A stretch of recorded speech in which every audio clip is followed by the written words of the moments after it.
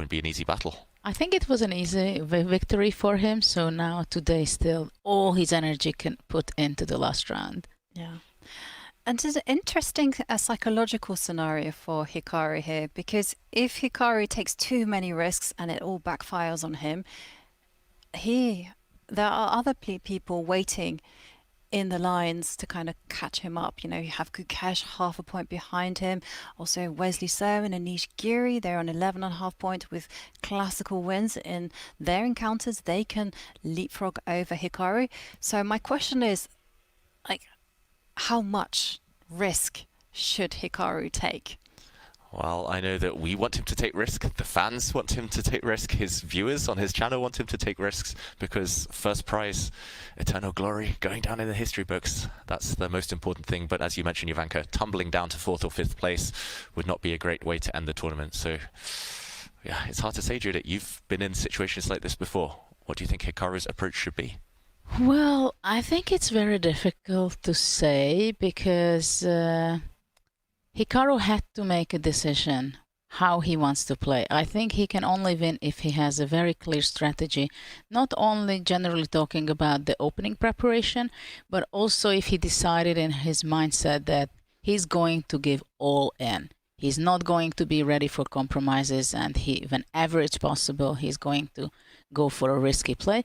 Or maybe he's not going to play risky at all. And so far in this opening, as we've seen, it was not so successful so far in this tournament, right? So after, we can't say that e4 is a mistake these days, but according to the stats, we could.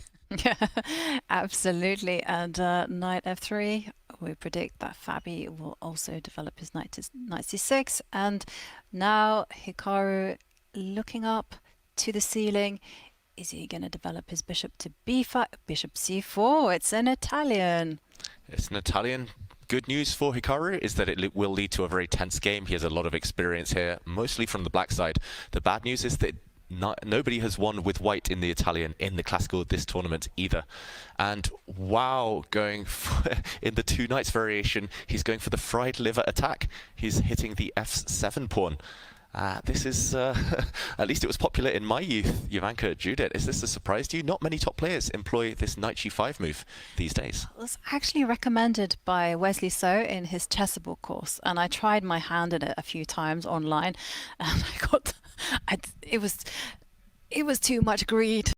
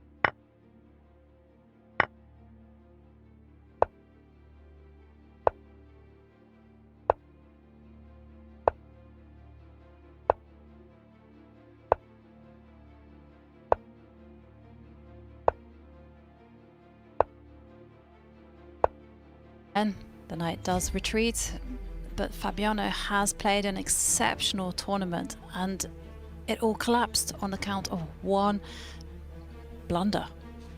And that's it. Yeah, small margins at this top level, and that's all it takes sometimes.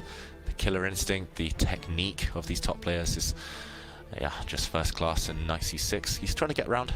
I believe d4 can be a quite convincing move, and playing d5 afterwards, blocking the bishop on a8. Oh, he's reaching for the knight. Yeah, he goes knight d5. These knights are strong. He's threatening to go knight c7. Yes. That knight has moved a lot in this game. This knight was the one that captured that key c5 pawn earlier. It's done Goes rook f8.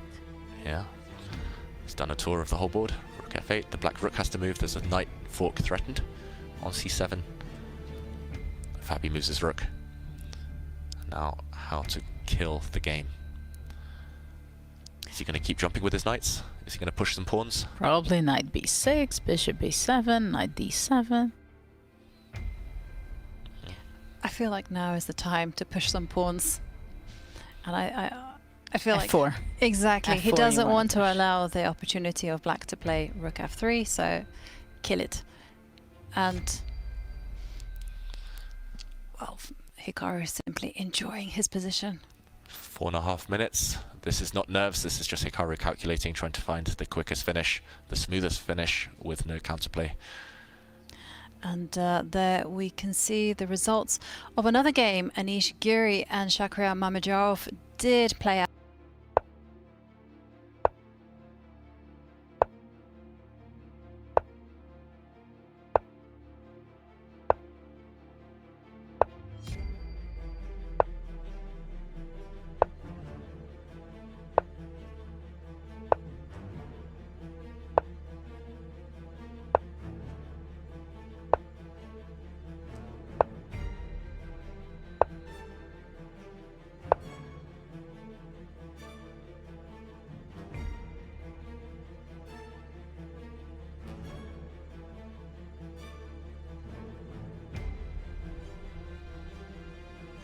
Of his troubles as he tries to survive a position where he is 2 pawns down.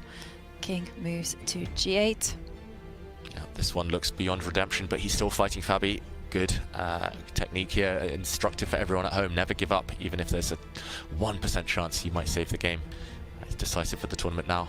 Well, probably if the same position would be in round 6, let's say, then there's a good chance black would have resigned already, or at this point somewhere. But of course, this is such a painful situation for Fabiano, who played so well and won incredible games in this tournament, starting out beating Magnus Carlsen in a classical game. What a game. Also later on, the most exciting sacrifice was happening against Firouzja, where with black he won the classical game. So now it's one of the most painful moments in his career, I believe. Definitely one of the best tournaments Caruana's had in recent times, and it's about to end in heartbreak. And okay, he plays rook to e7. He made that move with 7 seconds left on his clock. f6 and knight f5, and I believe he's going to play that. Oof, he's just... Oh. No way, no calculation, nothing. It's just improving the position. Bringing the pieces slowly but surely towards black's half of the board. The d pawn's going to start running. White's extra pawns are going to count. And look at Fabiano. He's devastated, staring away, shaking his head. Now the white d pawn comes. One of these moves is going to tip black over the edge. We'll see a handshake any second now. The winner of Norway Chess will be Hikaru Nakamura. And there we go. It's confirmed. Wow. Wow, what a game by Hikaru Nakamura, from an inspired opening choice to provoking Fabiano Caruana's terrible one-move blunder. Well, Hikaru is Norway Chess winner. Incredible achievement to snatch away the glory from Fabiano Caruana in this last game. Well, we have to hand it to both these Americans for giving us such inspired performances. Well, it was breathtaking what was going on today. The way Hikaru starting out from his opening choice, and after that, once he got the opportunity, one mistake was enough for Caruana to practically lose the opportunity to win the tournament after the fact that he played so well, incredibly well, and he would have been deserving the victory. But this is chess, this is sport where you make one mistake, and if you play against some of the very best players in the world, sometimes it's enough one mistake to lose all your hope. Yeah, heartbreaking end for Caruana, but we also have to say congratulations to Hikaru Nakamura,